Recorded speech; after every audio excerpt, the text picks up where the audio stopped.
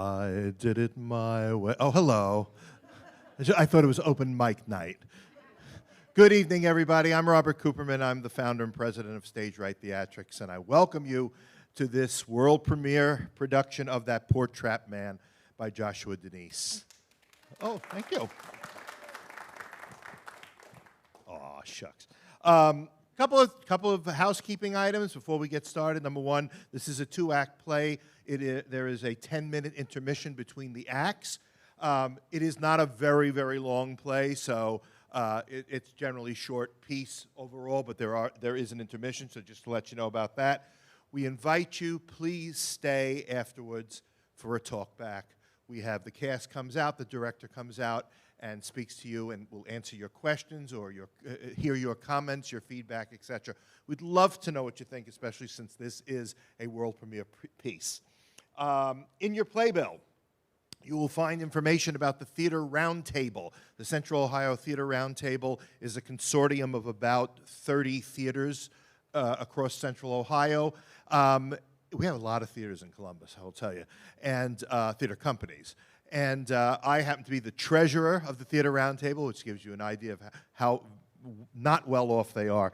But but at any rate, they have a number of shows by Theater Roundtable members. You will see those in the playbill. Please consider patronizing those shows as well, so we can all enjoy theater from all across Central Ohio. And let's see, I brought notes because I'm bad at memorization. Oh, of course, I have to say, if you would care to donate to Playwright Theatrics, we are a 501c3 organization. We really make our money through the generosity of our patrons. There's information here on the back of the playbill about how you can donate to us so we can continue to put on world premieres and other exciting shows. Our upcoming shows are in the playbill. There's also a flyer outside about our upcoming shows. We have a show coming up in August called A Crime of Forgiveness.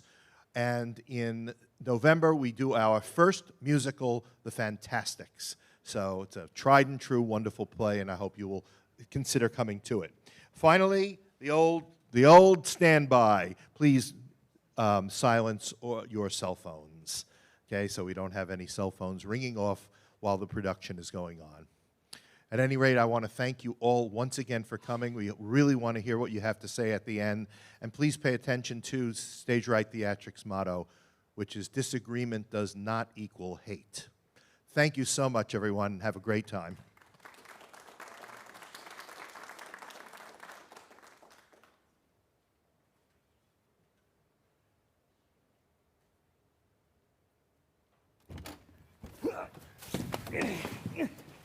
Oh, no. Oh, no. Why are you leaving, Eddie? Where do you think you're going, Eddie? We'll kill you in a second, Eddie. They're moving in today. Why are you making me stay? But where are you gonna live, Eddie? With you, or you, or... We're family, right? This whole neighborhood's filled with family. Where couldn't I live? Can't live here anymore. I never did live here. You people just... We did our best to keep them out, but the courts ruled against us. Us? Don't remember you there. Don't remember you sticking your neck out. We're all brothers, right? Yeah? Brothers, sisters, cousins, fathers, mothers. Yeah? Except for the slimes that are moving in. Yeah? We want them dead. We all want them dead. Don't you want them dead? Of course I want them dead. Then kill them. Kill them. But why me? There are so many people in this house and you've taken them all in. Why not me? Someone's got to stay. And who wants to make such a decision? But you're the last one out, Eddie. And the last one out gots to stay. Gots to stay. It makes it easier on us that way. If we see you outside this house, we'll torture you. We'll make your eyes pop out from the pain. And that will be the pleasurable part. And I have to kill them? You kill them, they kill each other, or they kill themselves. We're not particular. But death is a general You motif. think you understand? Of course I understand. I don't mind killing them. Really, I don't. But I don't want to live here. I hate it here. It's a pigsty. I just want to live with my family. Maybe it was your family who left it at Pigsty, Eddie. You think it's better where your family is now? You're not going to fight the family, Eddie. We know you're stupid. But try to prove us wrong. Besides, why would you want to live somewhere else? This is your house. You were here first. Why should they take it from you? The courts gave it to him. Broken record, broken record. Broken man. Has no home. If I kill them, I'll be arrested. Kill them cleverly. Kill them craftily. Kill them in a way in which no one want to blame you. Kill them in a way in which people will thank you afterward. Because if we don't, we'll kill you. When am I supposed to do this? Leave that up to us. To the family. You play your part, we play ours. Will you throw a dinner in my honor? Sure, we'll throw a dinner in your honor. Can I give a speech? Sure, you can give a speech. Okay. Okay, yeah, I'll do it. Good boy, Eddie. Good boy.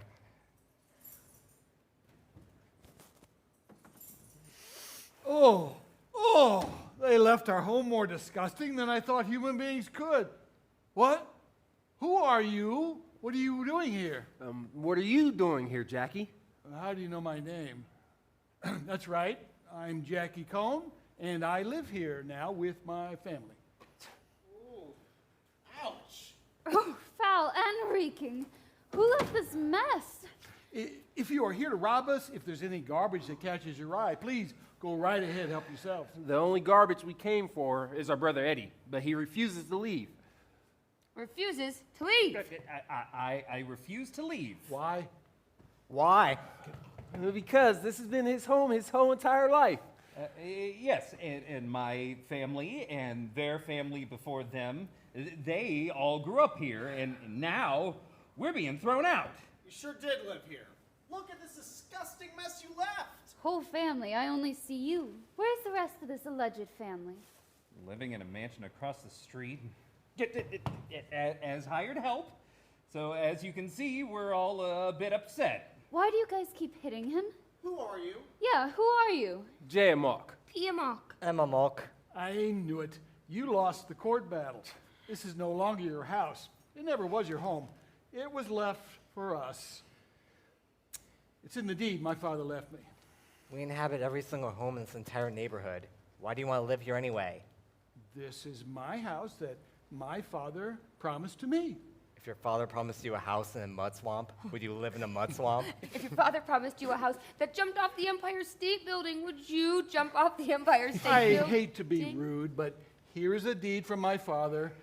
And I'm sorry that this gentleman will have to move out, but the whole neighborhood is filled with your family members. We, on the other hand, have only this one little house for our one little family, so I don't think it's asking too much of you to make your life somewhere else. But he doesn't want to leave. That's the point. Haven't you been listening? I don't want to leave. I love it here. I have such memories of this place.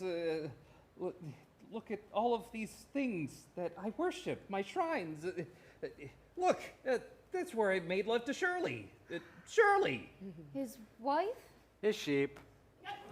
And look at all of these fast food cartons and beer cans. These are the things that I worship. It's what I base my life on. Excuse me, but all of this will be gone. Yeah, we're cleaning this pigsty up. We'll give it to you if you like. Just take it far away. Beyond the smell zone? But I grew up here. I was born here. I can't leave here. This entire neighborhood, they're all full with people. There's no room left. Every single house here is a mansion. Except for ours. But I was born here. You weren't. Whatever that fancy paper says, this is my home. This deed from my father says I should not trust those living in the neighborhood who are not members of my family. But what's there not to trust about us? We're just as good as you. Is he saying we are not as good as him? That is what he is definitely saying. Dad, why did you say that? I am about to retch. I am so embarrassed. I am not saying this. My father is saying this. What does your father know? He's a senile old fool anyway. Nobody in this neighborhood ever listened to your father. And besides, we were around long before your father. And now you throw me out, knock me down, tear me away from my bosom?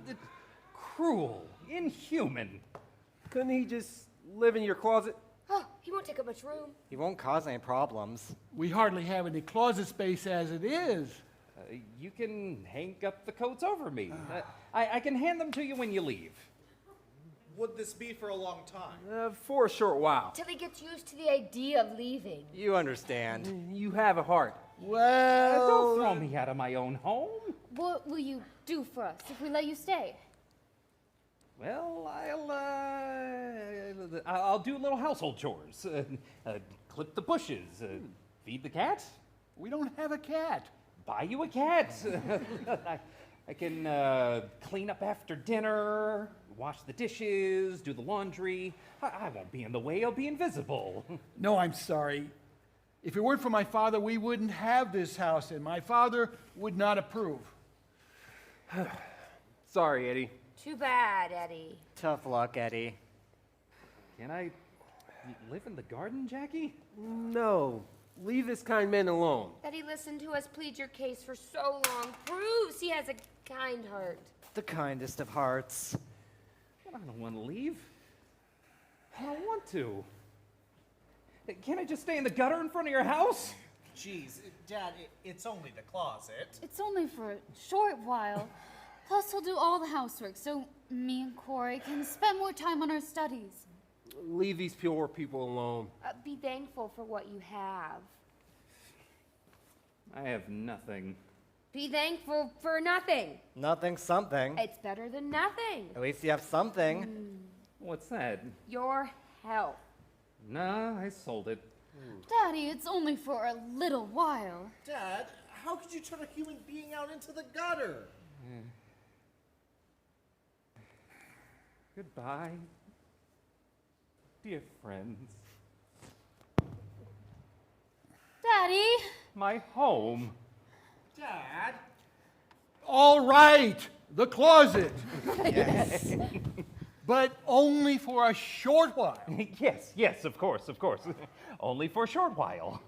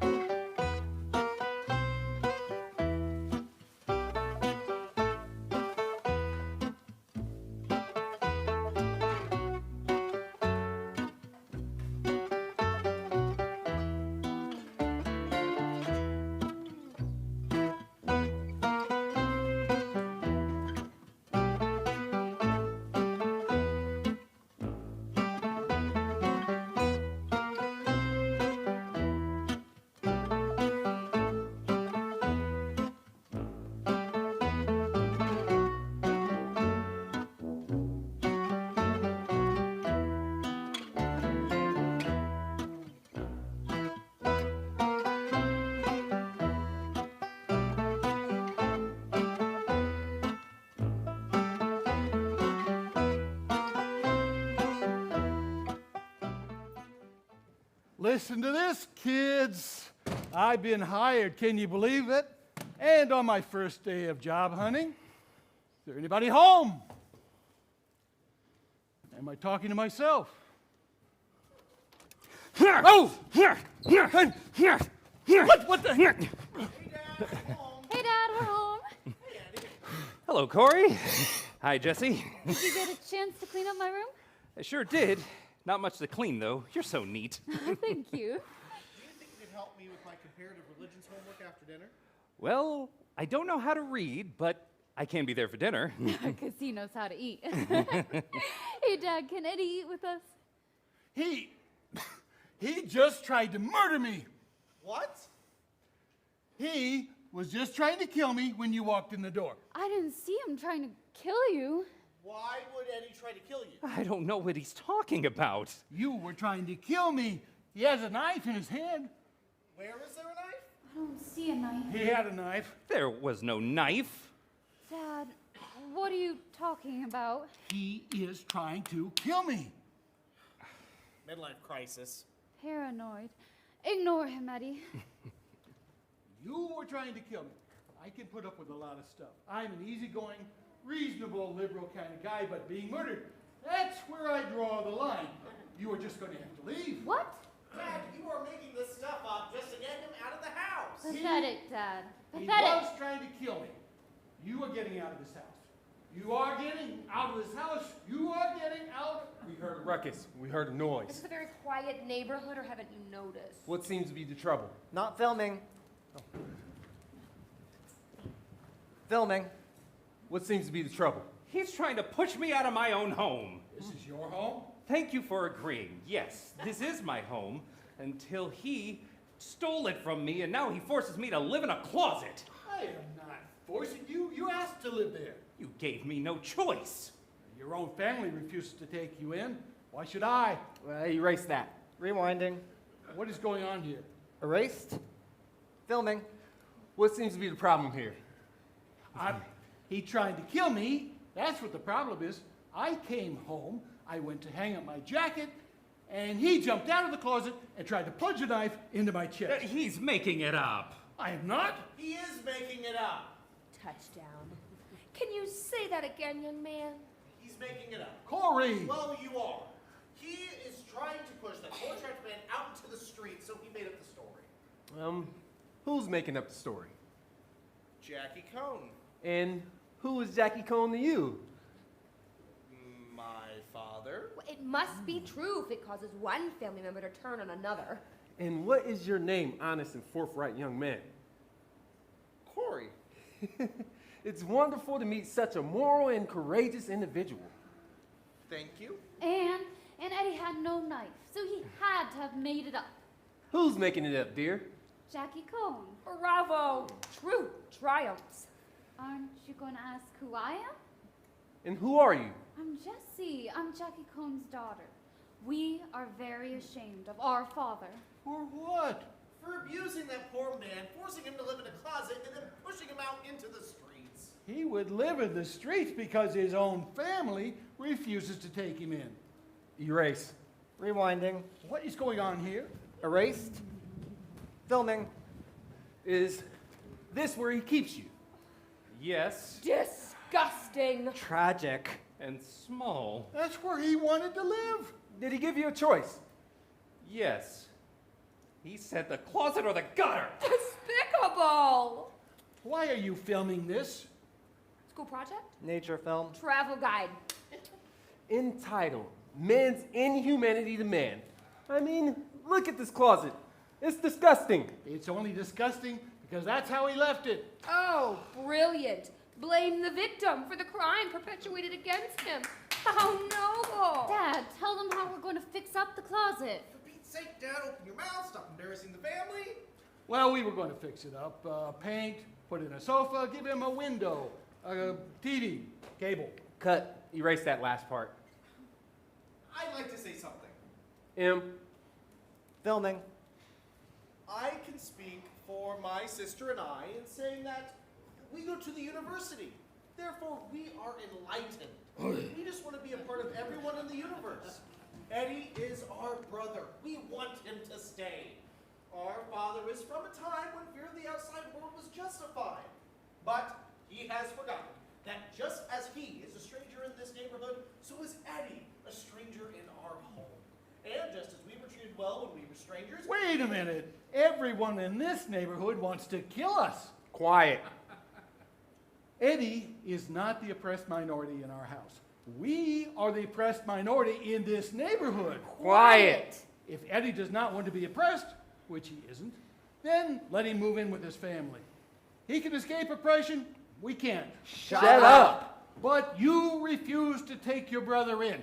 Why won't you take your brother in? Because we want you dead.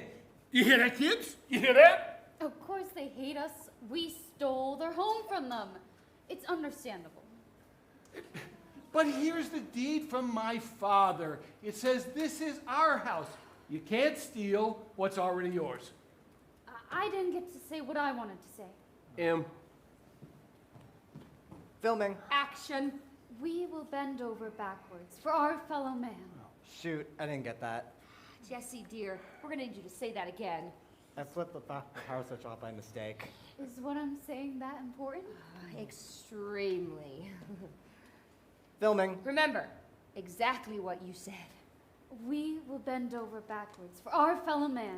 Even if we bend so far back, we break our backs and are paralyzed. That's how much we care for our fellow man.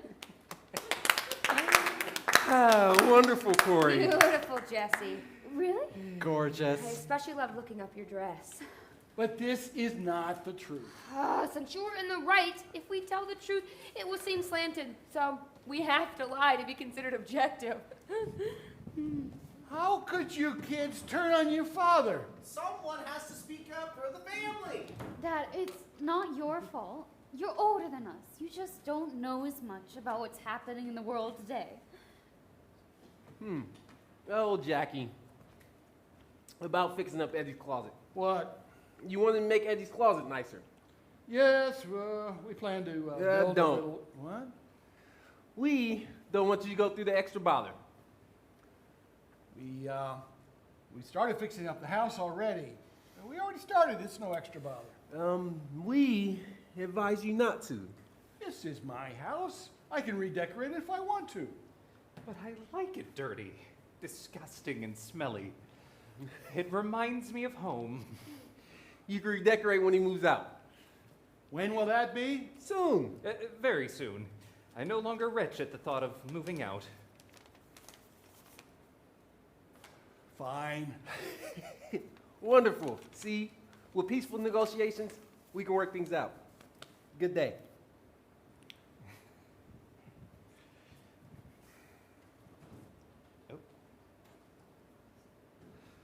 Shouldn't leave this laying around. Who knows what could happen?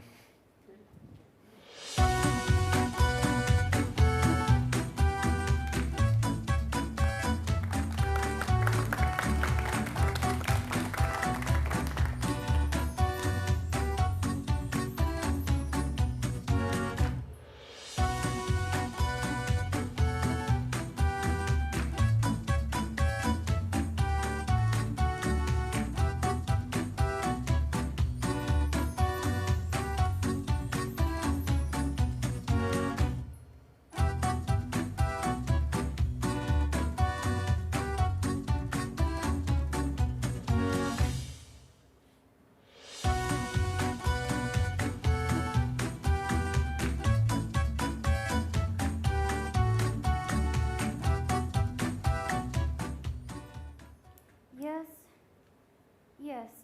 Slow down. You're talking too fast. Yeah. You want to leave a number so Dad can get back to you?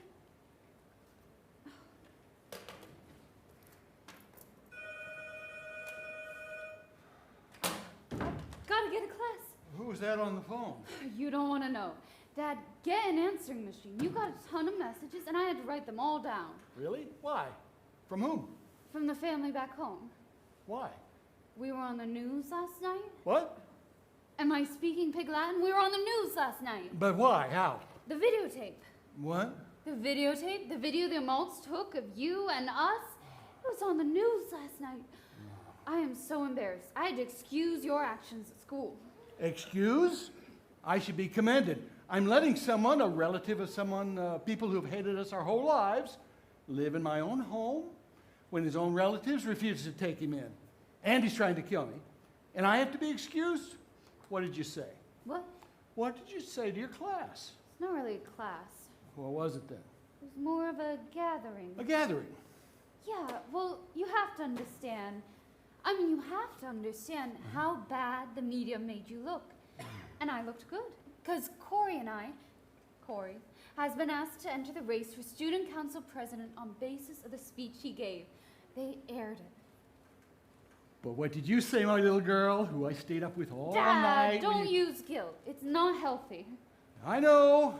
The fact that I have to use guilt to reach my daughter is killing me. What did you say? What's the ladder for? Oh, to get upstairs. Why don't you just use the... Every time I try to use the stairs, Eddie jumps out of the closet and tries to kill me. Look at this terrible thing you are doing to him. You communicate to him what you expect his actions to be, and so he, being the oppressed victim, complies. This energy, these vibrations you exude, cause him to be what you want him to be. If you were nurturing, open, holistic, he would reciprocate. So let me get this straight. When he plunges his knife into my heart, I should kiss him on the mouth. Will these vibrations cause him to give me a decent burial, or instead defecate on my corpse? Oh, gross, Dad. Is this the drivel they teach you at the university? Is this what I'm paying for? What did you say at the gathering? Don't you want your messages? I took enough of them. Uncle Marion from Boston, we are utterly ashamed of you. Cousin Shirley from Atlanta, you are a disgusting pig. Grandpa Thomas from Dallas, you have no right to call yourself a human being. Your niece, Bernice from Tulsa, I can't face my friends because of you.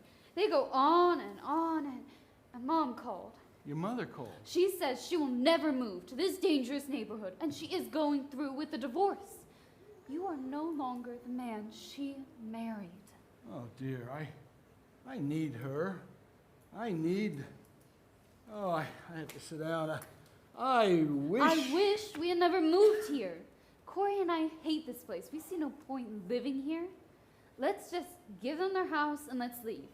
I mean, if Eddie wants it that bad, let him have it. Why do you insist on making us look bad in the eyes of the world? Because it is our home. It's their home. We took it from them. We displaced them. It's in the deed from my father. If you read the deed, you would see it says this is our house, our home. It's where we're meant to be. Well, nobody on this planet agrees with you. Too bad. You're sacrificing your life. So be it. You're alienating your own family. They don't understand. They don't live here. They have no right to judge us so harshly. If they lived here, which they should, they would see. Well, I live here, and I don't see. Would you like to read the deed? You'll understand if you just read the deed. I have to get to class. Tonight, then. I'll have homework. You must read it. It's why we're here. It's why you're here. That deed has nothing to do with me and Corey. It does. It's meant for all of us, our entire family. I don't think so. I have to get to class. What did you say at the gathering?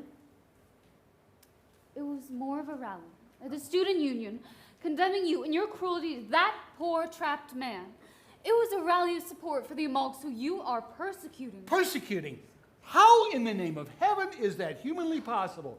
I am one person surrounded by them on all sides, and they are all poised to kill us. You. Us? Yeah, they are very friendly to me and Corey. What did you say about your father? I denounced you. Everyone was very satisfied. I think Corey and I will both easily become school leaders. Gotta run.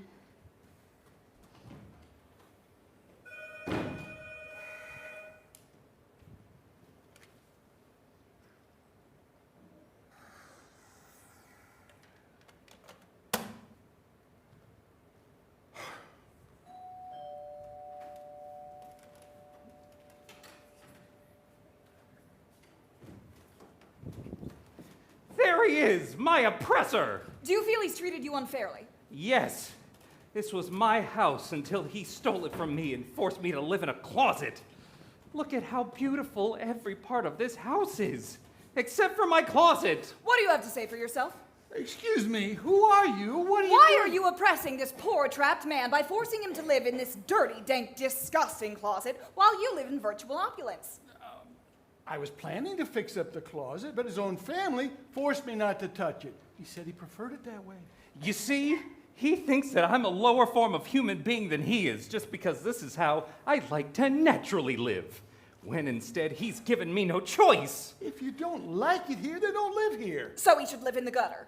No, I'm not saying that. What are you saying? I'm saying He's saying that this house, which is mine, is no longer mine. I'm not saying that. Well, what are you saying? I'm saying He's saying that I have no right to this house. that I should be made to live like his oppressed servant, which he does not pay, and that I should be forced to live like a pig. Is that what you're saying? No, I'm not saying that. Then what are you saying? I am saying He's saying that I'm not a human being, but I have hopes, I have dreams, and he's crushing them. But this is not the truth. It's all lies. It's beside the point. Human suffering is not the point. But I'm the one suffering. They are all persecuting me. Why? I don't see why you people won't leave me and my family alone. Here. This is just a bit too much for me to stomach. We are concerned neighbors, and we are unable to sit still while this human being is forced to live in a closet. Then you take him in. He's your relative. Therefore, we propose he moves into the living room. What? I'd love to live in the living room. Thanks. How thoughtful. What a sport. This is my house. What gives you the right to tell me what to do in my own house? Human decency gives us the right. We must fight injustice wherever we find it. And if there's injustice in your living room, we'll fight it in your living room. There's no sense fighting it somewhere else. But he's trying to kill me. How can I move him into my living room? Is this true? Are you trying to kill him? He's imprisoned me in a closet, so I lash out in my defenselessness. But if he's willing to give me the living room, I'll stop trying to kill him. Ladies and gentlemen, you are seeing here, live, a momentous moment for mankind. If I give you the living room, you'll stop trying to kill me? I give you my word. I don't care about your word. I want it on paper, and I want it signed. So you're telling the entire world that you don't trust him. Who else do you not trust in the entire world? He thinks himself better than all other peoples. If this is the case, then are you not afraid of incurring the justified wrath of all other peoples?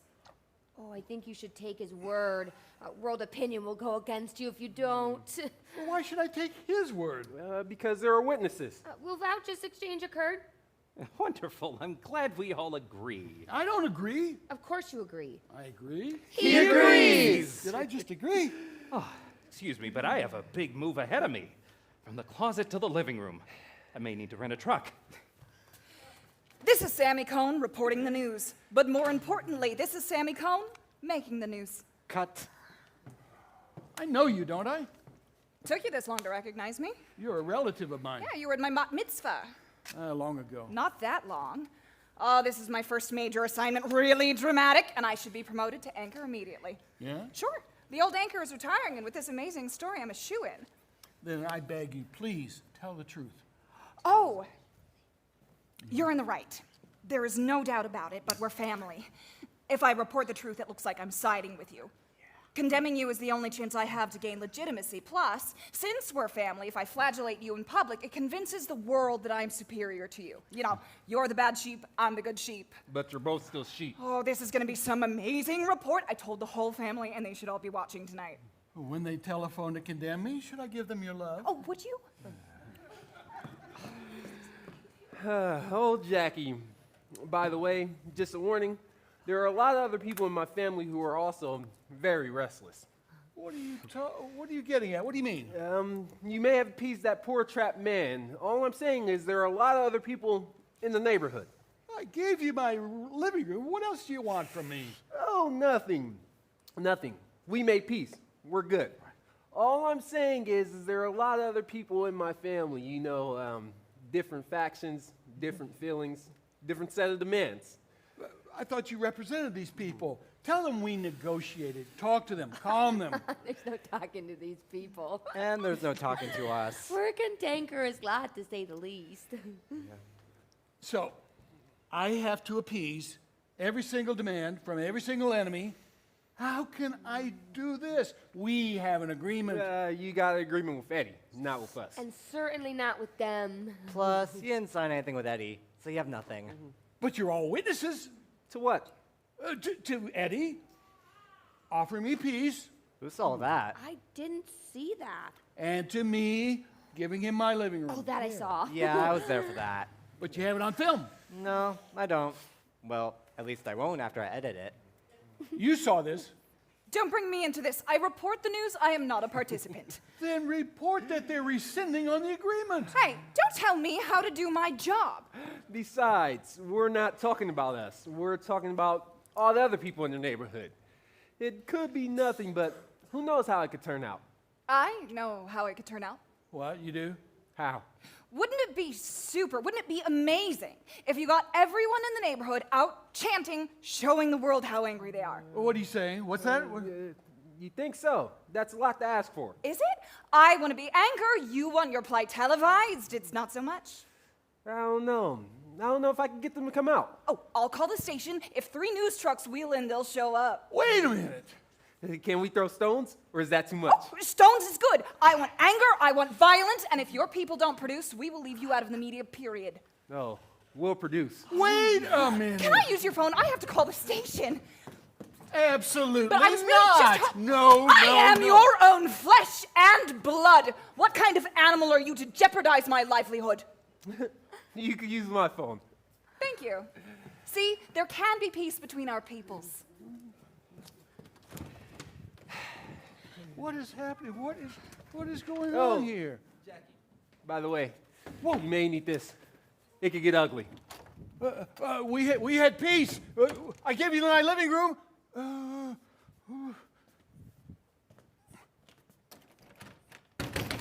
You have to come out. You have to tell them we have peace. We made an agreement. What in the world do I have to do to be able to live in my own home? What? Is this the best you people can do? You are on the news, so make some news! What? What? Oh! Stop! Stop! Stop! They're trying to kill me! They're trying to kill me!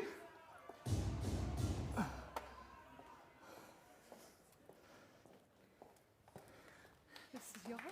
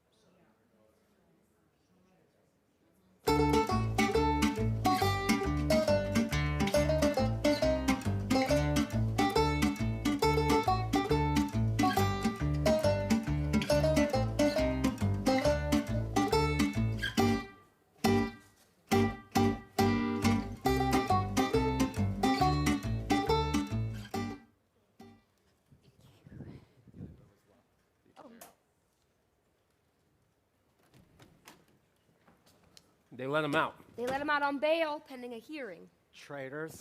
The judge said he was not a threat to society. Jackie must have been ecstatic. Jackie said he was not a threat to society, but that society was a threat to him. I think he wanted to stay in prison. So the judge's decision is really good for us. Yes. He's on our side. They're all on our side. We have the money. The judge knows that we're going to kill him, so he's giving us the opportunity to kill him. So let's do it now. Yeah, let's kill him. So we are going to kill him. Pardon? Excuse me? No, I'm just saying, so we've decided to kill him. I was thinking that... What were you thinking? What could you be thinking? I was thinking that perhaps, maybe, I don't know, enough is enough. Strong words. Mighty strong words. Well, I mean, he seems like a very decent fella, this Jackie guy, and with all the terrible things they've done to him, he's still been very decent. He treats Eddie like a pig. Hey, I like being treated like a pig. Besides, he treats me better than any one of you cretins would. I know what happens behind your mansion walls. Shut up, Eddie. So, what do we suggest we do? Should I put this on videotape? Yeah, Filming. make it good. I think there could be peace between us. He doesn't seem like such a bad fella after all. And his kids, well, you know, they're real personable. And what does it matter if he lives in this house? It's such a small house anyway. Beautiful. Very moving. It would help convince the world that we really do want peace. But there's a few of us that do.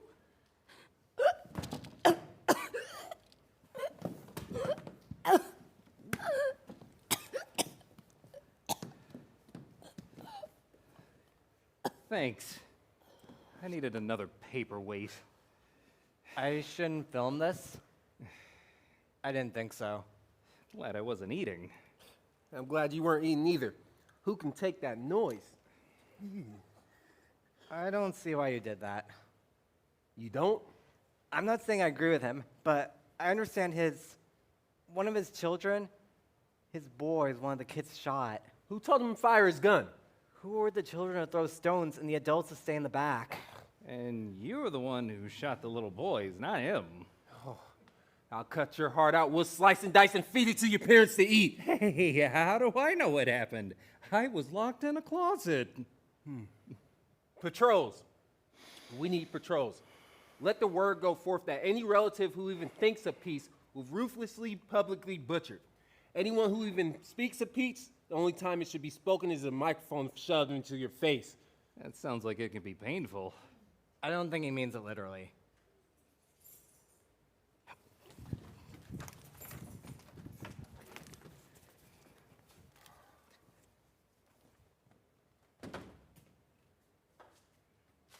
$137 messages.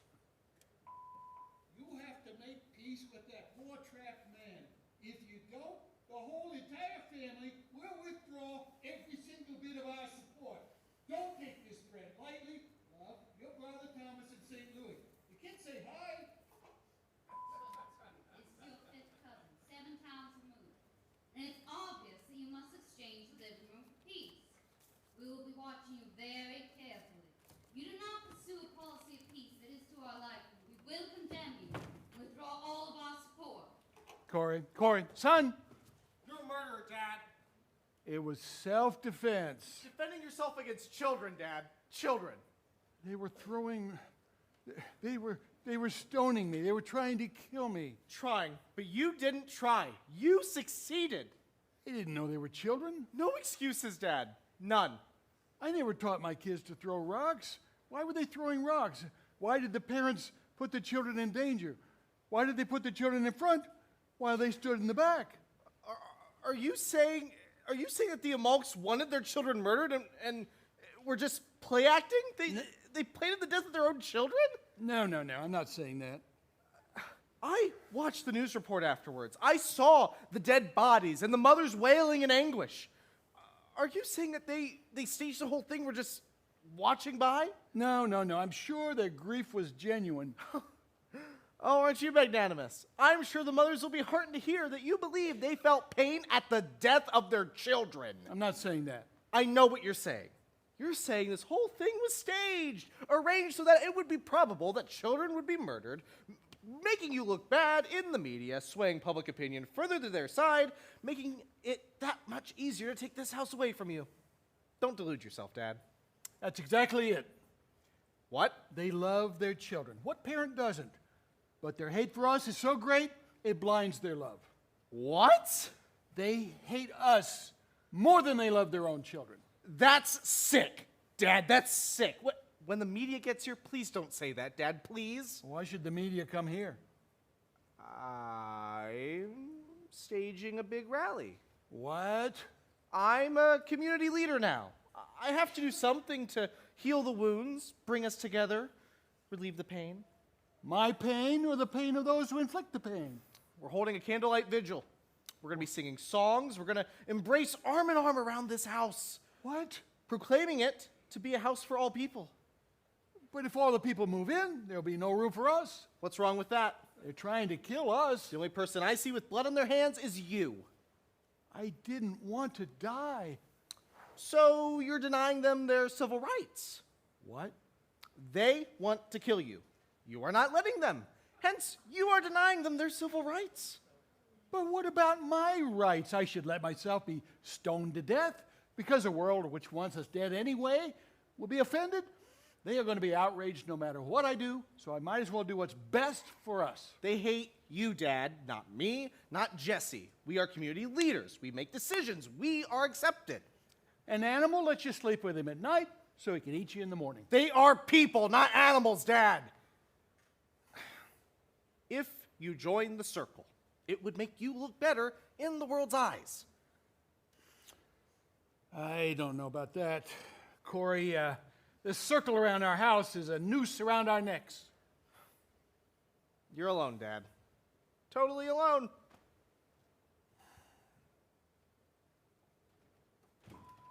This is your mother speaking. You murderer, you murderer, you murderer, you murderer, you murderer. I disown you. Shade, you look terrible. Oh, Father, I came to this place because you wanted me to. I will leave if you want. Please help me. I am trapped. I am completely trapped. Please, God, please, Father, help. Please do not abandon me. Please help me. This is your seventh cousin, once removed on your father's side. My name is Robert Gold. Myself and my family are emigrating from the United States, and we need a place to stay. Can we live with you? We are a family of 10. We will call when we arrive. Thank you. The demonstration is beginning. The cameras are whirling, and where is our guest of honor? You will not bring your family here. Filming. What's this? His family's come from there, but they can't stay here. I have to take them in. I can't let them sleep in a gutter. Do you want them to sleep in a gutter? Do you? No. Are you going to take my family in? After all, I took your family in. Are you? No. Where are they going to stay, Jackie? Upstairs? My children and I live upstairs. There's no room. They are going to have to live in the living room. Eddie, you're going to have to make room.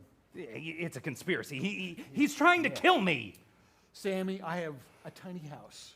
The Amalks have one gigantic mansion after another. I have room for 12 extra people in my little home, but they don't have room for one in their hundreds of gigantic mansions. What do you have to say to that? We negotiated for this living room, so we will not give up this living room. You must move your family upstairs. You cannot tell me what to do in my own house, or where to put my own family. It's my house. I'll put my family in any part of the house I like. What right do outsiders have in telling me what to do with my own family? This is my house. You stole it from me. I was here first. Well, the cockroaches were here first. Maybe we should give it back to them. This deed from my father says that this is my house and the house for my entire family. You are not part of my family. Should I be filming this? No.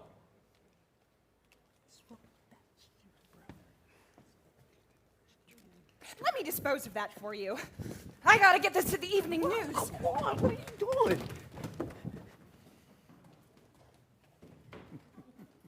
We believe in peace. Peace, peace, peace, peace. And if we do not believe in peace, we still believe in peace. We love everyone on earth. We want the earth to give birth. Just look at what love is worth. We believe in love and earth. Thank you. Thank you. Thank you. Thank you. Thank you. Thank you. We love those who are oppressed. Oppressors make us depressed. Hatred should be suppressed. All our love buttons should be pressed.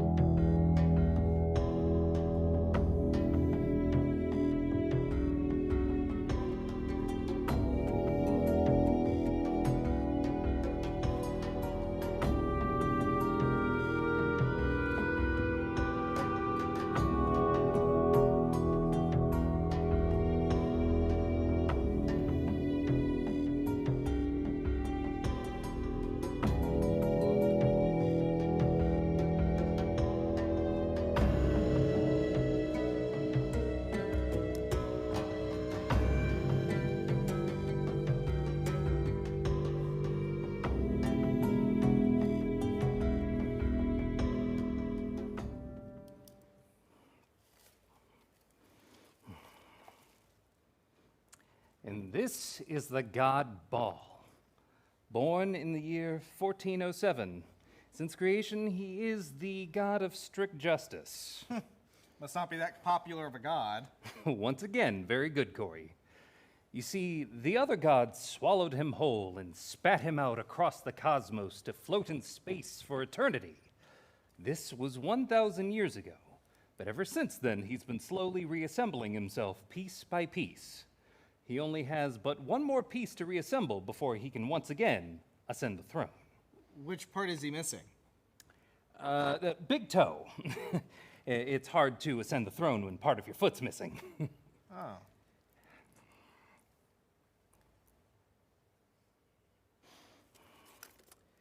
And this is T. Masmo, the god of transportation. You pray to him for a safe trip?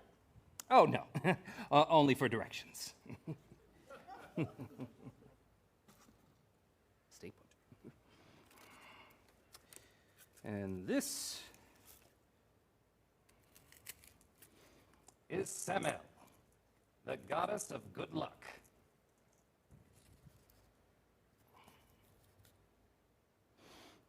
This is Tokit, the god of food.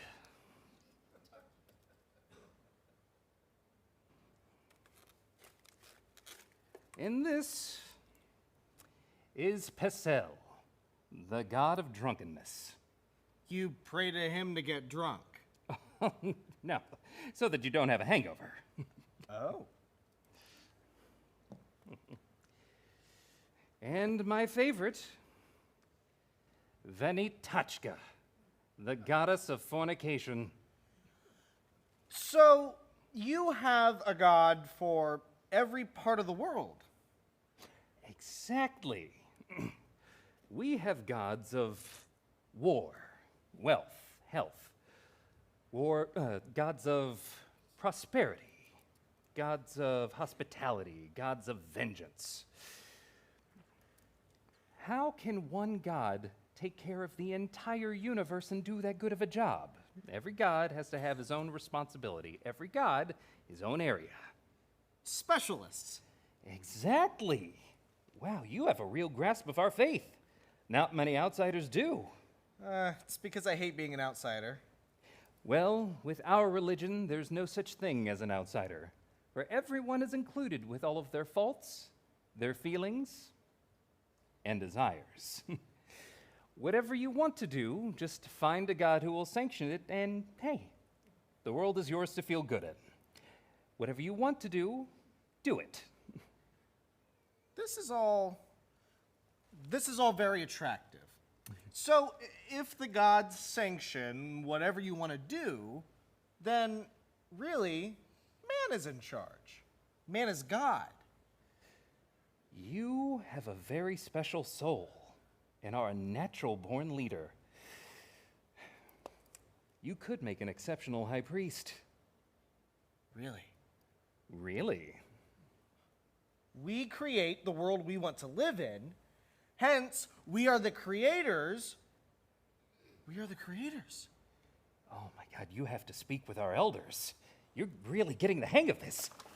The whole world is beauty and bliss and ecstasy. And if there are problems in your life, then you have brought them in for whatever purpose you choose. Find the purpose, and the problem disappears. You have me in awe. Can a person speak to your gods? How did you know? Yes. One need only desire to speak to the gods, and they will draw close and speak. Have they ever spoken to you? They have told me that I would be very instrumental in the lives of young people. And you have. I mean, if I had said you've been instrumental in our lives, and then you said, well, I was told by a god that I would be instrumental, I would have been suspect. But you said you were told you would be instrumental before I even had the chance to say that you were instrumental. So to that, I say, wow. Do you think your gods could speak to me? He who returns of his own free will is more blessed than he who was taught to believe from birth. You would have an easier time communicating with the gods. You could even be on a first-name basis. Eddie, why aren't you at the big celebration at the House of the Myriad Gods? Celebration? Why? For what? It is the god's birthday, through which, in the manipulation of the forces of the world of the spirits, the high priest is made to float into the air, healing the sick, communicating with the dead, and guessing your birth date and weight. Really? Corey has an extraordinary grasp of our belief. I could tell. I could tell there's something extremely spiritual about you. So, can I go? Why not? It's not against your religion. Well, it could be. I hadn't thought of that. It'll be a study in comparative religion. You took that at college. Besides, there's not much to your belief, is there? What I was taught. What were you taught? Nothing, really. Because there's nothing to teach. Then it wouldn't be comparative religion since you have nothing to compare it to. And if there's nothing to it, why remain it? Yeah, who wants to believe in nothing? A person has to believe in something. So, I can go. You want to believe in our faith? I'm dying for something to believe in. You'll be our honored guest. I would prefer to stand in the back this first time. Of course. You'll be our honored guest standing in the back. Eddie, do you see the significance of this? I mean, here we were, and then Jay comes in like it was meant to be, like I'm being guided. Oh, before you go, do not forget to bow down to Sidney Flandrapper, the god of Providence. Very good, Corey.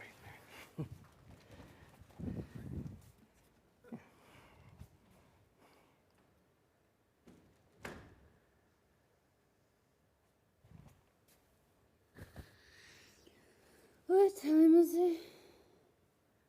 How long have I been sleeping? Where's Corey? He has moved out and into one of our many mansions. Really? He left without me? He didn't even say goodbye. He's always so lucky, those big, beautiful homes with all those beautiful, rich people. Can I move into one? That depends. Are you looking for a lover? Corey was looking for a lover? No, but he was looking. A lover? Well, I've had boyfriends, so a lover, I suppose, is the next step. You're very beautiful. then what kind of lover can I have? I want a rich one. I want diamonds. I'd love a ruby necklace. And then eventually we'll marry. That's a husband. You're not looking for one of those. I'm not? No. A lover first. You have to get to know men. Well, I know men. I've had plenty of experience. Really? So young. Well, who cares? I was never taught differently. Eddie, I don't know what to do. Our brother living in the third mansion from the corner is beside himself with loneliness. Really? Have I met him yet? Maybe. He's in the ruby business. Oh. Extremely wealthy, Oh? but very lonely. Oh. Well, could I meet him? Maybe I can help. Meet with him tomorrow. Stay with me tonight? But you smell like a pig, and you are extremely ugly. But I'm being oppressed, and I'm world famous. Just think of how the outside world will praise you for heroically liberating that poor trapped man. Does he have to be here? You need a witness to tell the world that you helped liberate him. Tomorrow. So will you help me free my poor trapped man? Tomorrow you'll introduce me to the lonely billionaire? Absolutely. Positively. Sure, I'll help you free him. Should I film this?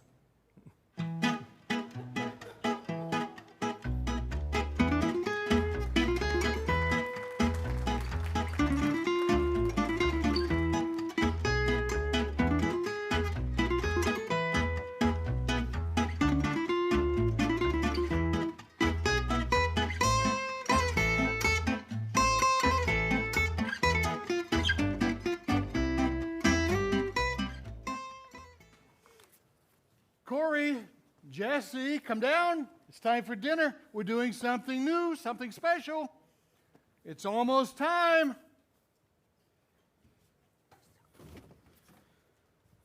Ah, there you are. It's almost sundown. Excuse me, but you are going to have to leave. I'll deal with whatever you want to deal with tomorrow, not now. I'm eating dinner with my children. Since when have we ever sat down together for dinner?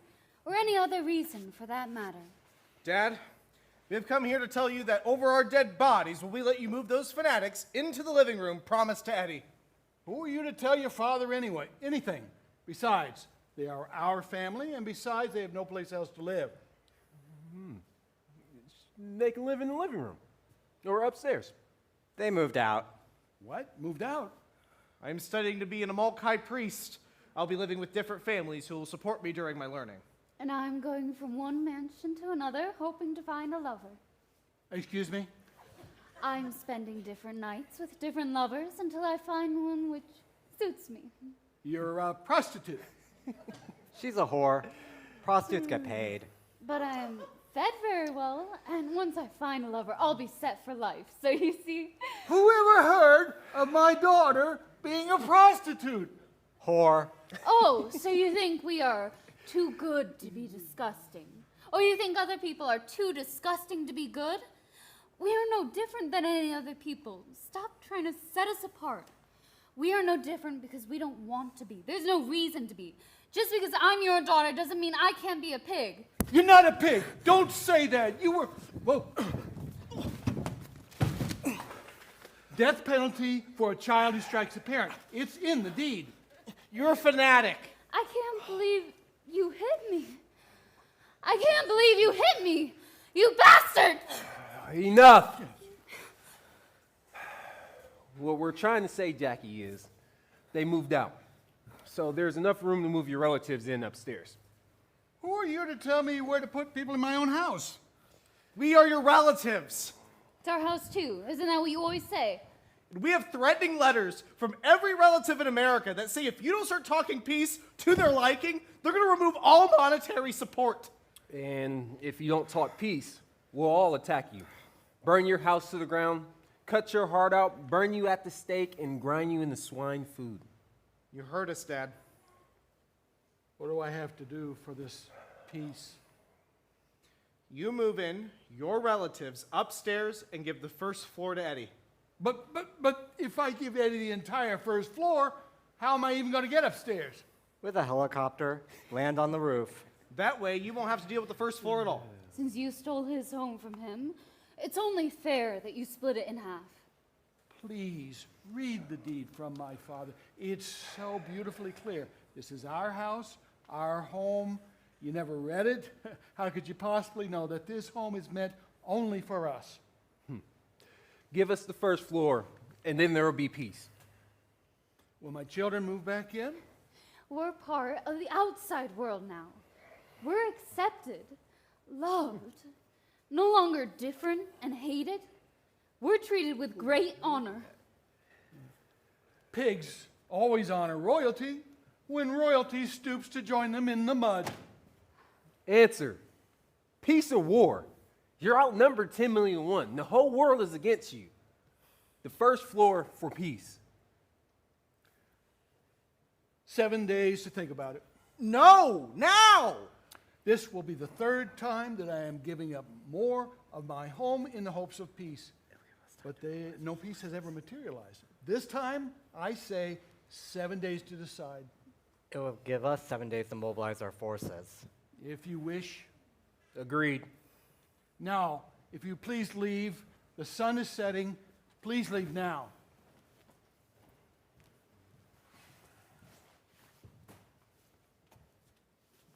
Corey, Yes, Father? when the time comes to murder us, don't think that your privileged position will save you. 1 week, Pop. 1 week. Tell your sister what I said. Tell your sister. Jesse, I wanted you to light the candles. Jesse.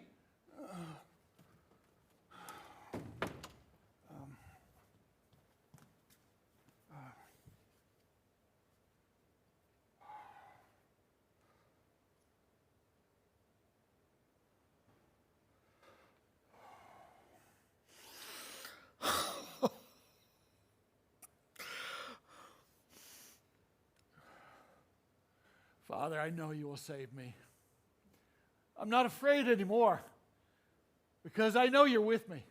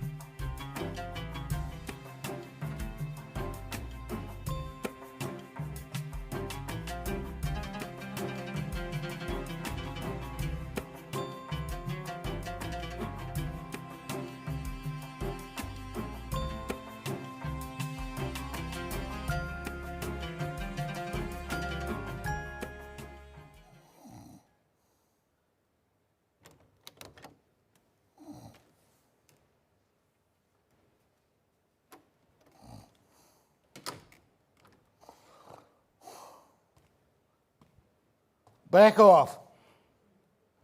Back off. Back to your side of the living room. Back. You've been gone a lot for the past 3 days. In and out. Unpredictable. Not like you. Where you been, Jackie? Studying my father's deed and praying. I could have done that here. And I made a few purchases. Ah, shopping. Such a pressure-filled time. Had you shopped any longer, you would have found your entire house taken from you. Corey and Jesse would not have let you. You're right about that. That's why we murdered them. What? Hey, they argued profusely against us taking the whole house. And we tried to explain it to them. I mean, we really did. But for some reason, they couldn't understand what we were saying. I guess there's only so much a victim will participate in their own death. And you killed them? They were tortured, then we killed them. Tortured to make them change their minds? Oh, they had already changed their minds, but by then we were on a roll. You were there? Hey, I was just following orders. I can't be held responsible for what I did under the circumstances. Why did you do it? They were helping you. They were on your side. They made us sick. I mean, we have some respect for. We're still gonna kill you and put your carcass on a stake and charge admission so families can bring their kids, but we do still have respect. Did Sammy know about this? Was this in the media? That roach of a reporter. She tried to broadcast it, but we severed her body bit by bit and forced her to eat it until she died. And she gobbled it up. Gobble, gobble. You know, it's strange, though. You are all alone. And the whole world is turned against you, but for some reason, you know who is leading the charge? You wanna know who salivates to be the first to put the noose around your neck? Your own family. All we had to do was smile and say, "We want peace, we want peace." And they were tripping over each other in a mad rush to be the first ones to whip you in public. What is wrong with you people? But we gave you what you wanted. The living room for peace. First the living room, then we would have wanted the stairway. Then the second floor, and then having nothing left to negotiate with, we would have thrown you off your own roof. I told you, you're alone. You have no friends to the north, south, east, west, not even in your own But family. why did you kill my children? They never would have harmed you. Damn you to the bowels of hell! It's not us going to hell. It's you.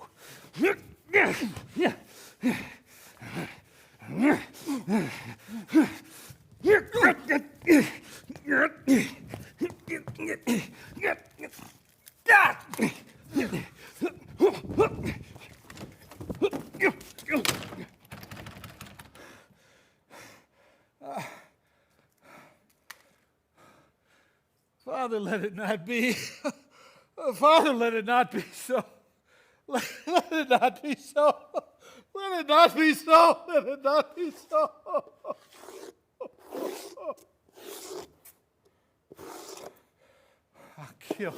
I'll kill you. I'll kill you all. I'll murder every one of you.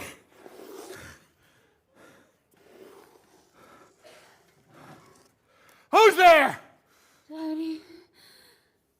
Oh my God! Oh my God! Jesse! Jesse! Are you alive? Oh, Jesse! Daddy?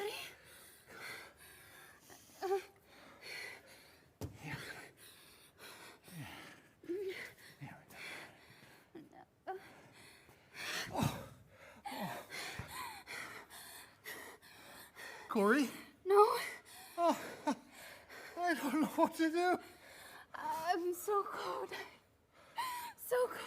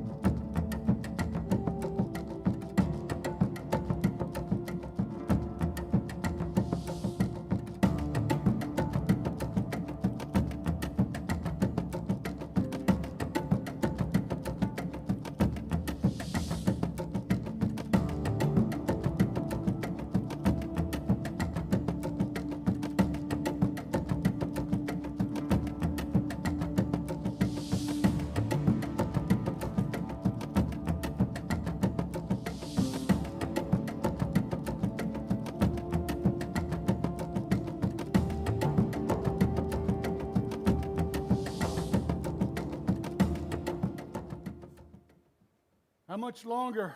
Another 10 minutes and it starts. Is there any activity? None. None at all. Do you think maybe they've left? No, not a chance. How can you tell? It's in the deed. They will never forget us. Is there any sign of Eddie? That vermin hasn't left his closet for the last 4 days. How does he Yes. survive? Where does he go to the bathroom? I don't think it matters that much to him.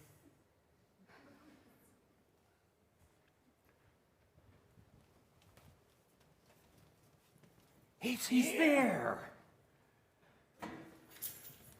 Do you think he dug a tunnel? Do you know the activating instructions? Could be. Yeah, I've read them. Do you know how to read? No? You're not chickening out on us, are you? You're not squirming out. No. To blow myself up, I've always dreamed of such an experience. You'll be famous. I'll be a celebrity. The talk of the town. And then afterwards, I could retire. I mean, I could leave and live in one of the mansions. I mean, I've always wanted to express myself. There's so much more garbage I wish to collect. You're always looking towards the future. All 3 of them are in there. So I just blow myself up along with Jackie and Jesse. So professional. An inspiration. I hate to be petty, but we never talked about how much I'd be paid to blow myself up. How much do you want, Eddie? Well, it's not every day someone blows themselves up. It's a once-in-a-lifetime opportunity. Exactly. So, I was thinking. Don't be shy, Eddie. Speak your mind. $1 million. I think that's fair. $1 million should be my pay. You drive a hard bargain. I always thought I should have been a businessman. You have the knack for it. So $1 million and $1 million and... And what? And my own dental floss. Dental floss. Always wondered what it was like.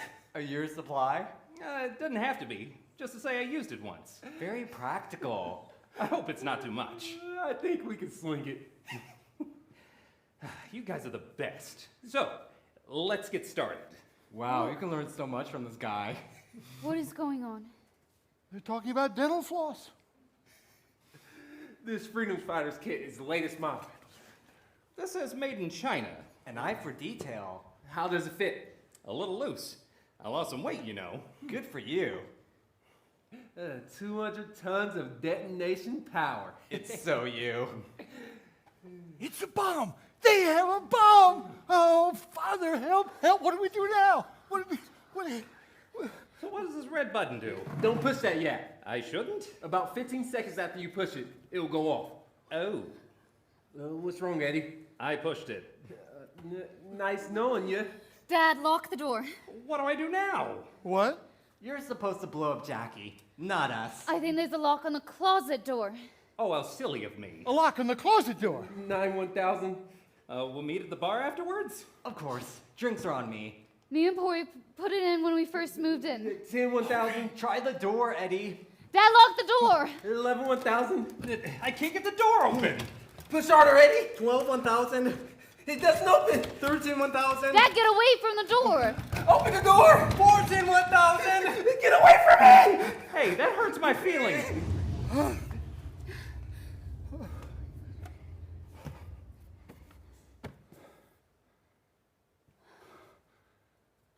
I can't believe this.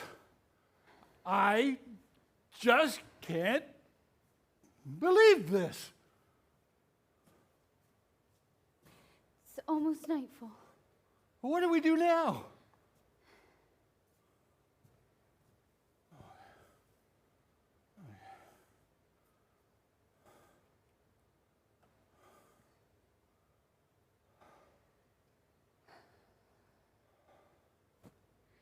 Thank you, Father.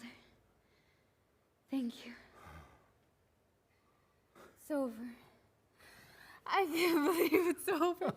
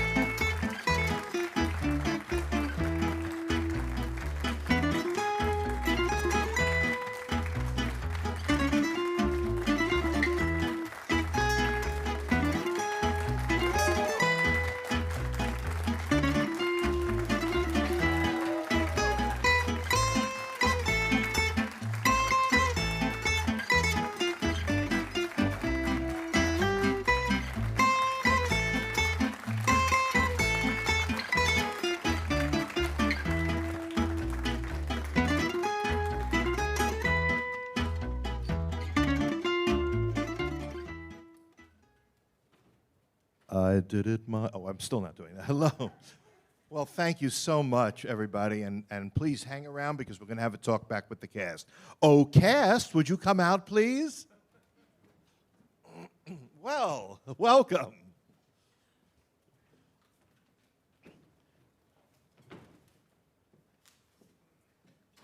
And where is our director? There she comes. There's director Veronica Hare right there.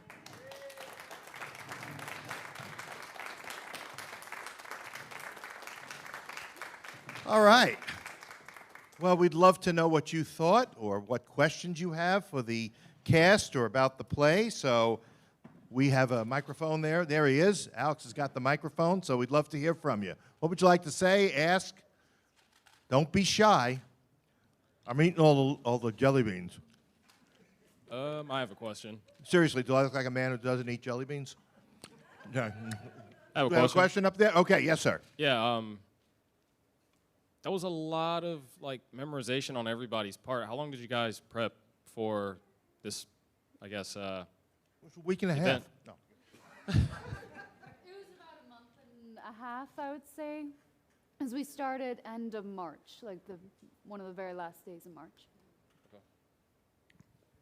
It's a lot. This play has a lot going on, as you can tell. What else? Oh, we also have our stage manager here. This is Sandra Cooperman.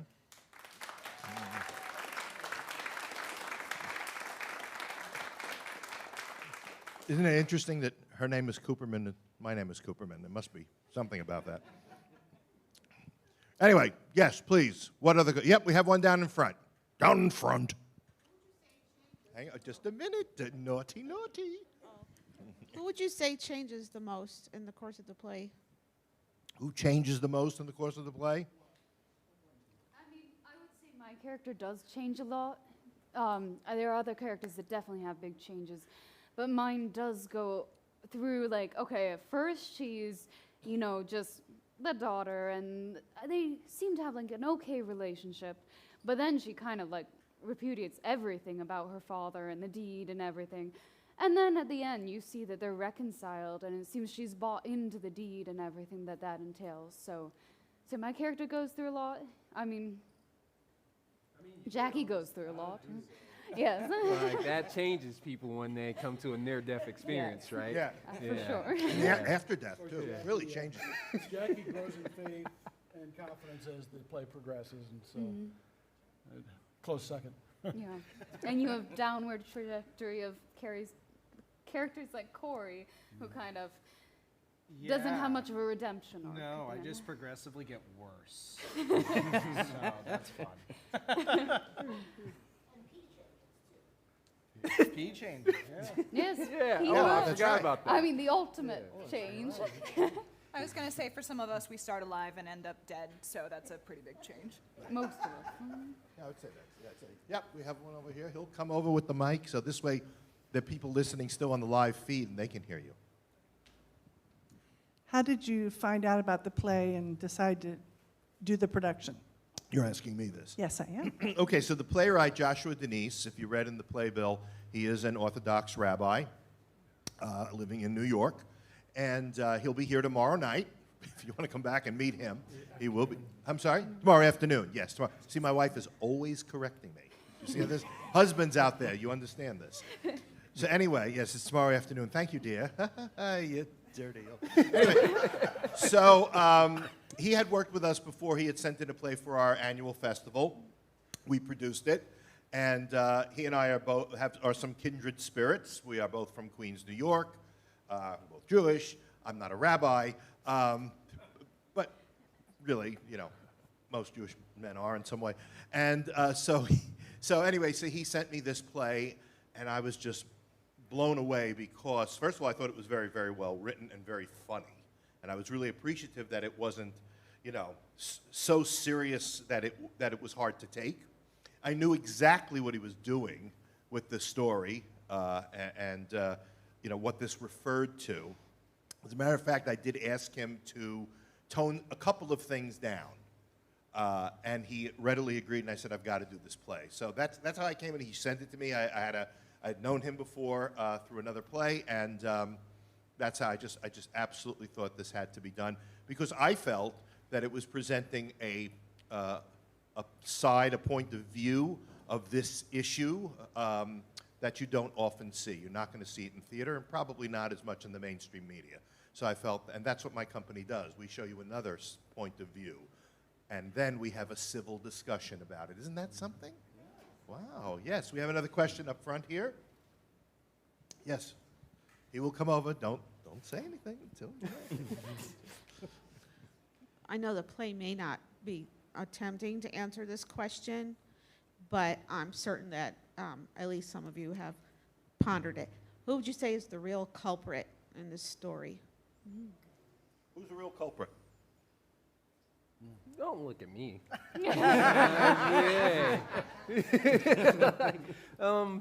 I guess I would take it if I must.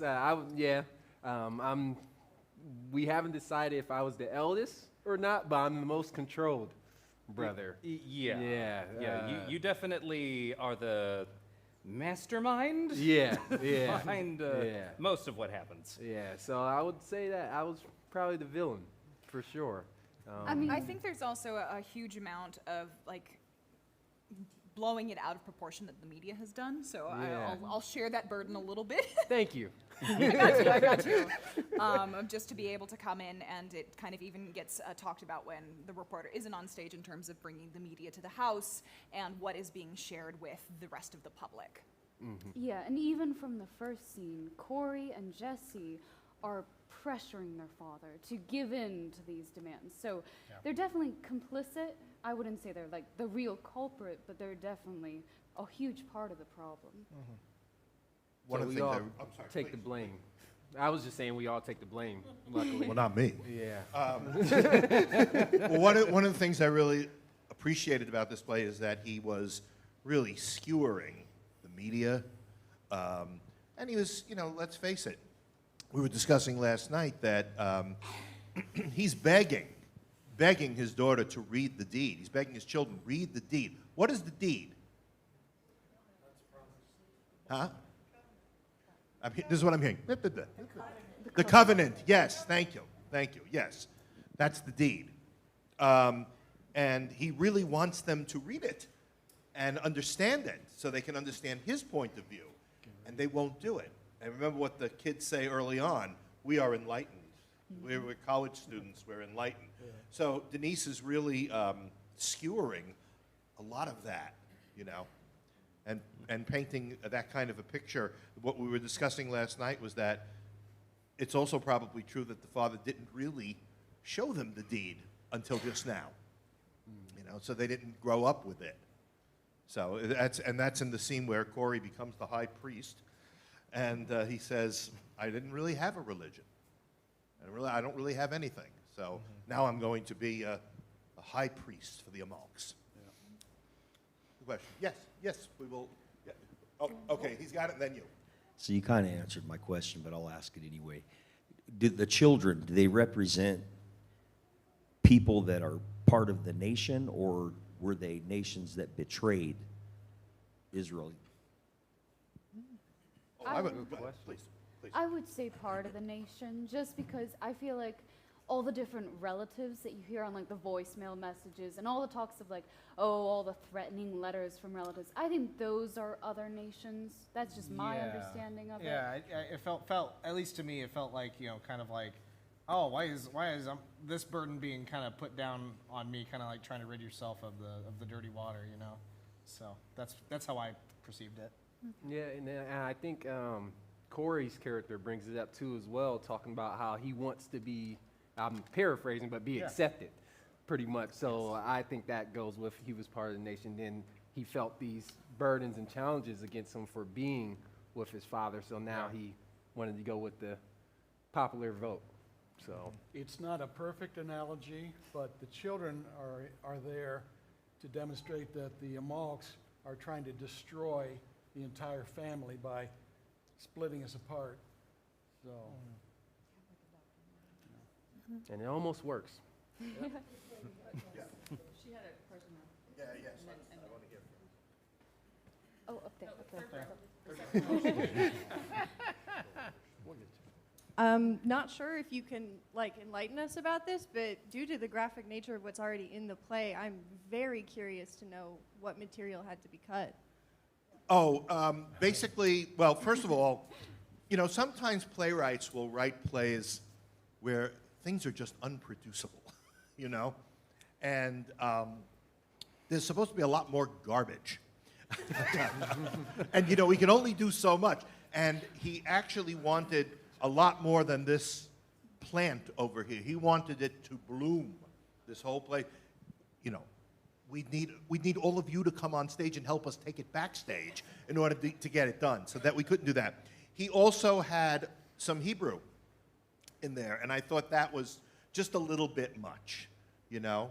I think the lighting of the Shabbos candles is great and makes the symbol, and you don't have to be Jewish to appreciate the symbol of a candle. But I thought there was just too much of that, and I asked him to tone down that kind of thing. That was it. So, you know, again, some of the things, well, I mean, quite honestly, he had, if you don't mind my saying, he had Jesse come out naked. And, Wouldn't that have been wild? And like completely covered in blood and mud. And as you may have seen, I have a very like quick roundabout and come back in. So that was not going to happen either. No, there was absolutely no way. So those are some of the things we cut. Yes, we have a...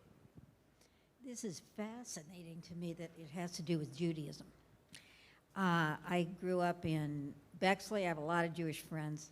This never occurred to me until she put that cloth on her head.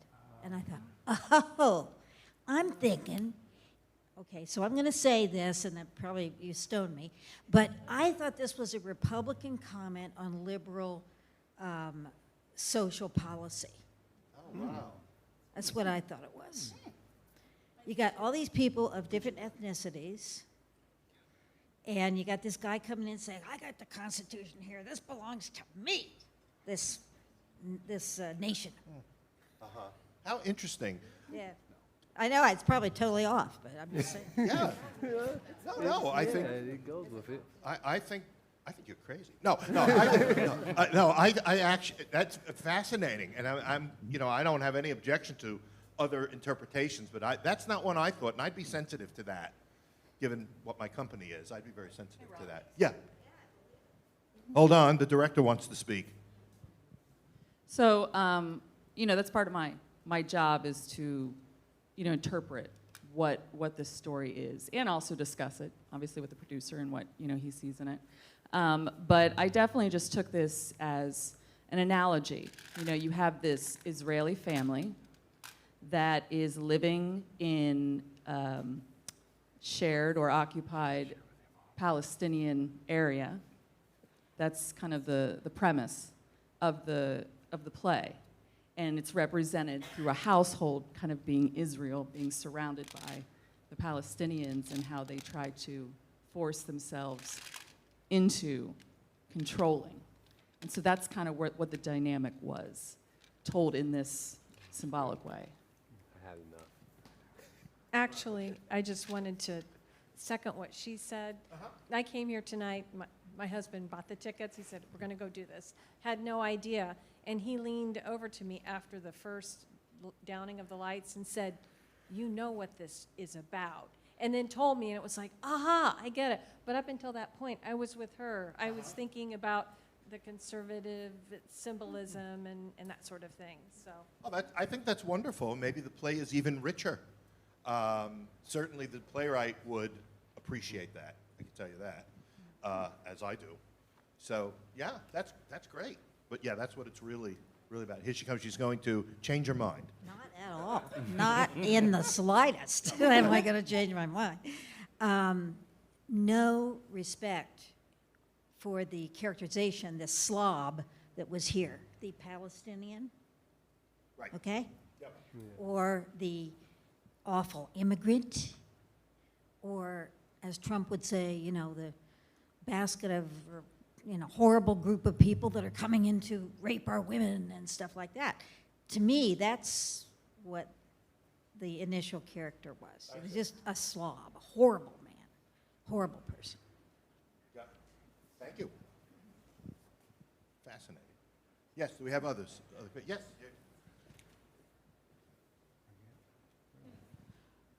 What is the source of the evil, or what motivates him, for instance? And, why is he teaching all these crazy religions? I don't understand that part. Okay. Yeah, actually, I have to say, when Joshua Danese is here tomorrow, I'm going to ask that question, because oh, wait, we might have an answer. Hold on. Yes, dear. I think Veronica would agree. It's his way. He knows that Corey is looking for something in his life, and they're trying to drive a wedge between the kids and the parents so that they will get out of the house, and then they can say, your kids don't live here anymore. We're going to move these other people into, your family can't come here. We want Eddie to have the whole first floor. So it's a trick. He's like, these are these, made-up gods. I mean, Corey doesn't know they're made up, but Eddie does. And the same thing with Jesse.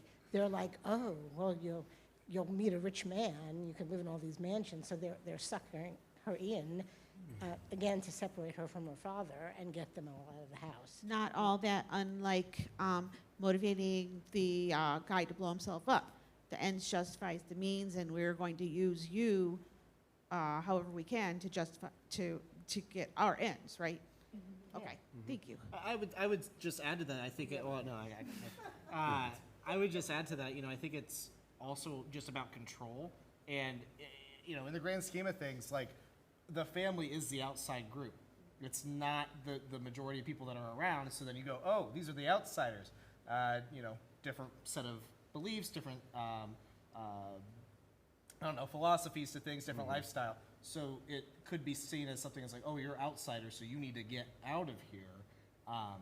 That might motivate them, naturally speaking. And then I think of when we talk about our whole family owns all the mansions, and this is just one measly house that are here. And I think of Jay as the character that came from wealth.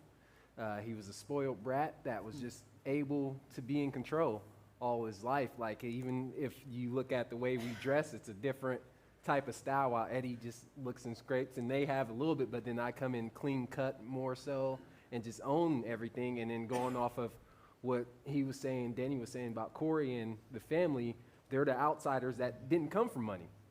We paid for everything around here, so they just get to inherit a house in which the courts ruled against us, which we think is rightfully ours.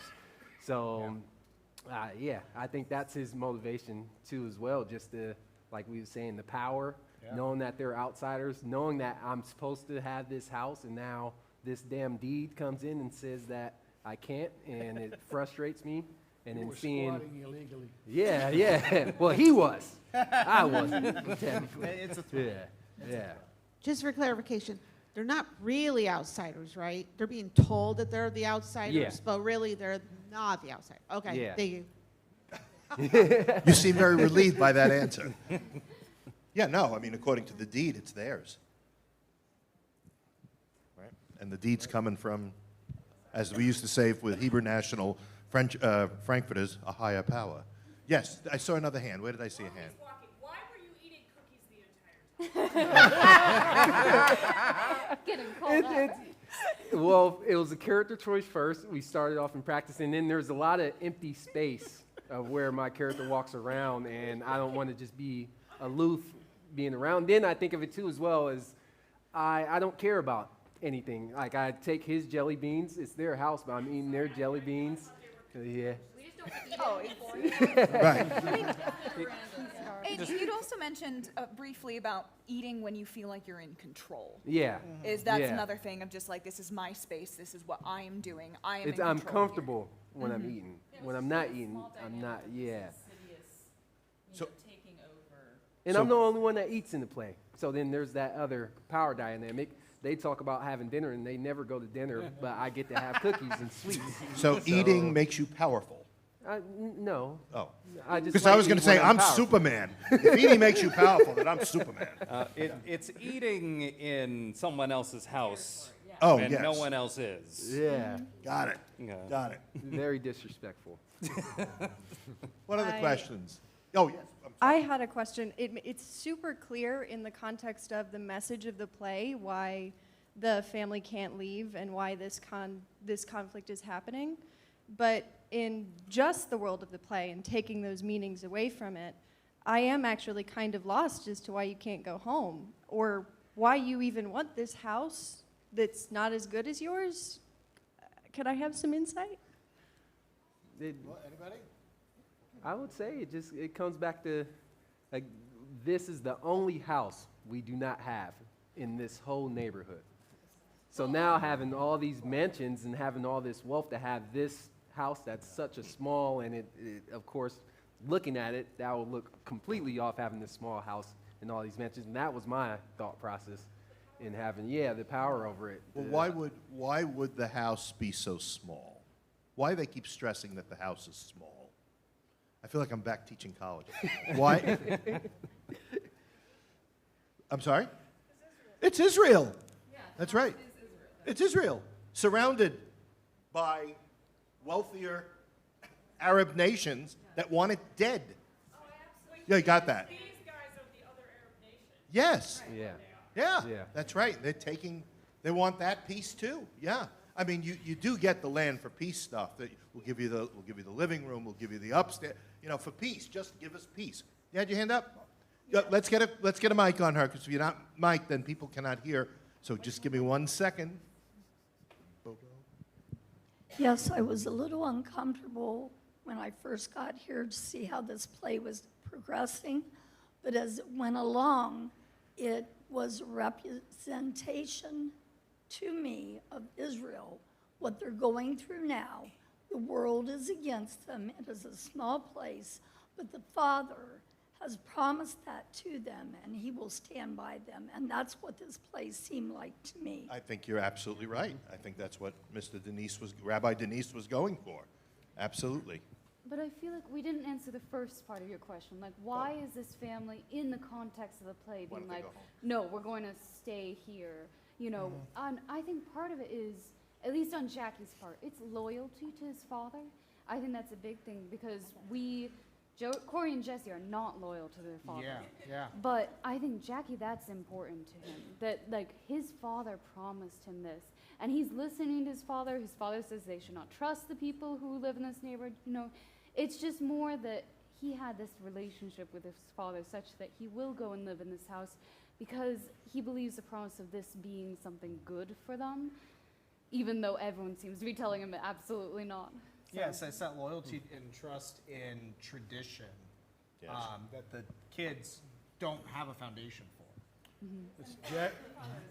Yes. That was what the Father is. It's not his Bible. God the Father. Right. This is his Father is God, and so he's here because this is part of his heritage.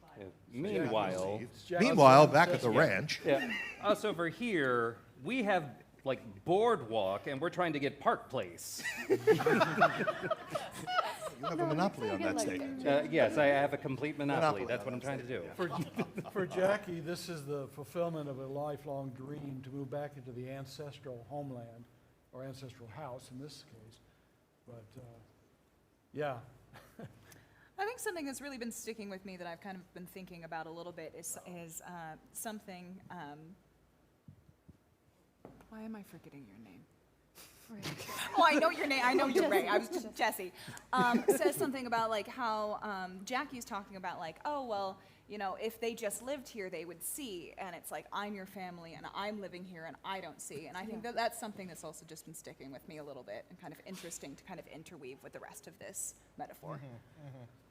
And it's really interesting because it's like, it doesn't seem like Jackie's passed that on to his kids too, like some of the responsibility for that. We were talking about this last night, but some of the responsibility for that falls on Jackie because, like, my character says, well, I was never taught differently. Corey's character says, I have no religion. I wasn't really taught something to compare it against. So it's like, I guess in that sense, that kind of helps with your question. Like, Jackie's also kind of complicit in a culprit in what he's happening because he didn't teach the kids what they're doing. Go ahead, ma'am. Oh, I just want to say, I don't think it was really very funny. I think it was pretty black humor. I mean, I wouldn't consider, oh, it's so funny. I mean, oh my God, No, it wasn't funny. Sorry, Definitely. if you thought it was. Dark. Dark. I don't know. It's a dark comedy. I did not see it as funny myself, but There are bits that are funny that take the levity out of the. you mean take the seriousness out? Yeah, maybe. Yeah, I thought it was a hoot when I read it. Well, That's why it's called a dark comedy. yeah, really dark humor. Anyway. Anything else? Yes, the gentleman who took his wife out to a nice show and, right? Jackie, was there any significance in partway through where you asked for 7 days to decide? Did that represent anything, or was that just?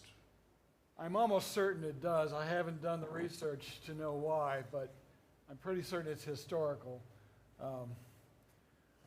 But I figure this is part of Jackie stepping up and saying, okay, it's time for me to be a man. And Rabbi Cooperman here will.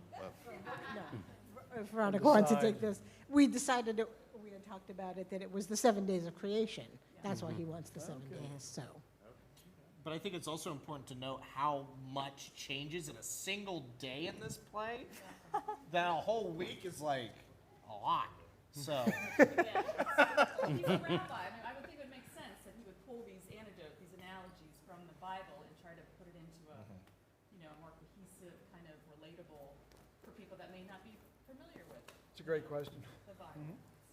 Also, the number 7 in the Bible does come up quite a bit in the Old Testament. Yeah, a godly number. Well, I thought it was very interesting. I'm no expert, but I've been there 4 times. My wife has been there 5 times. And while this certainly was a part of the story that we don't hear, the other part is the story where they do live in harmony. Sorry, I can't.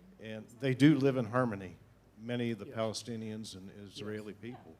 And they struggle just like we do in our own communities here. So, thank you. My wife and I were in Israel in October, and one of the things the tour guide, who was an Israeli gentleman, said was, he says, you only hear about the things the bad things you see on the news. He says, that's it. Otherwise, he says, it's the peaceful coexistence, etc. And I'm sure that does take place.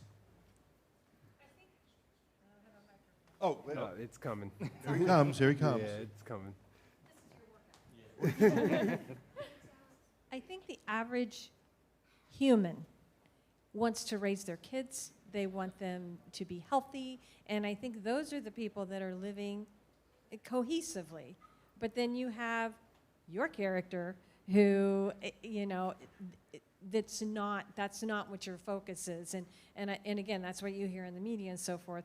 But that's what you get, like that one individual gets labeled for everybody, and then you get this, It trickles down. very far side on each, I guess I'm not making sense. But anyway. Why would you say that?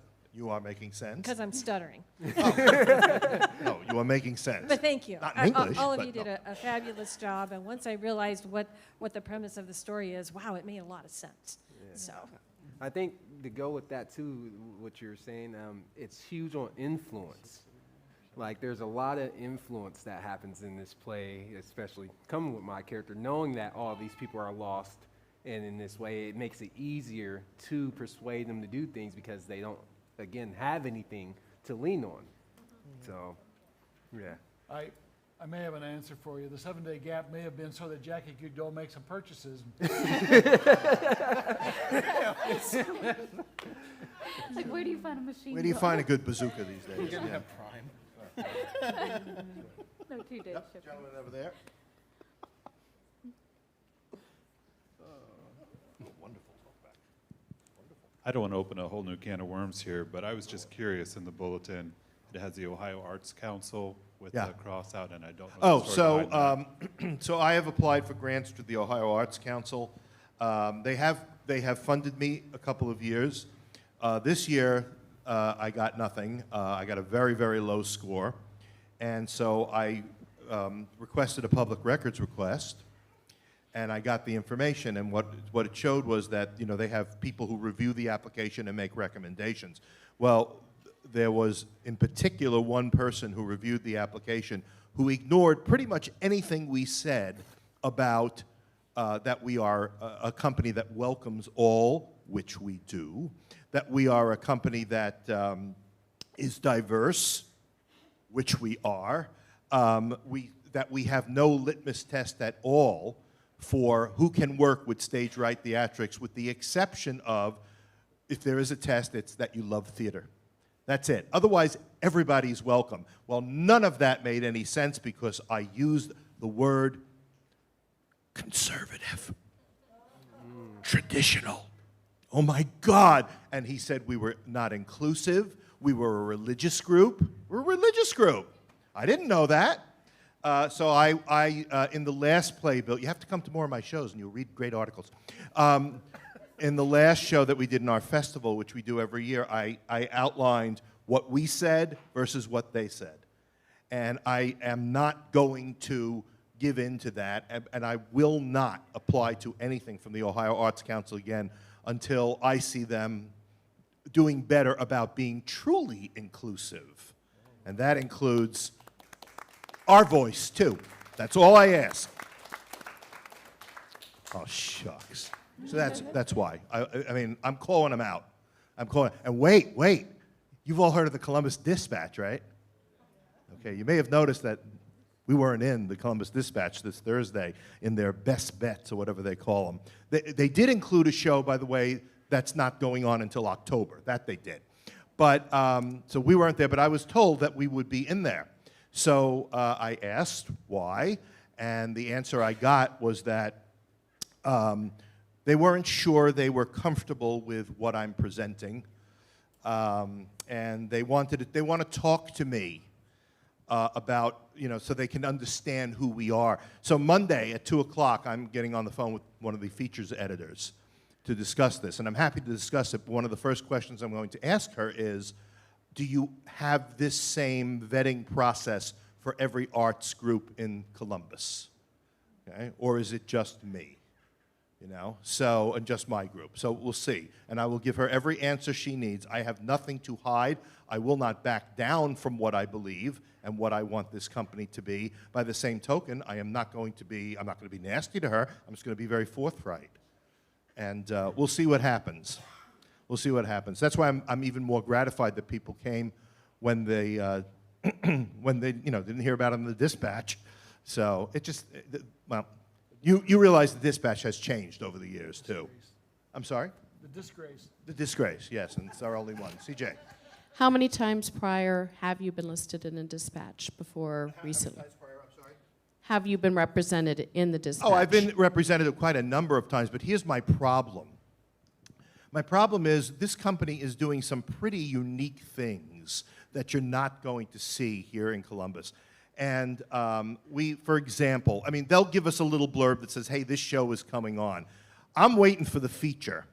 We have never had, or maybe we did in the very beginning 7 years ago, I would like to have them recognize what we are doing that's extremely unique.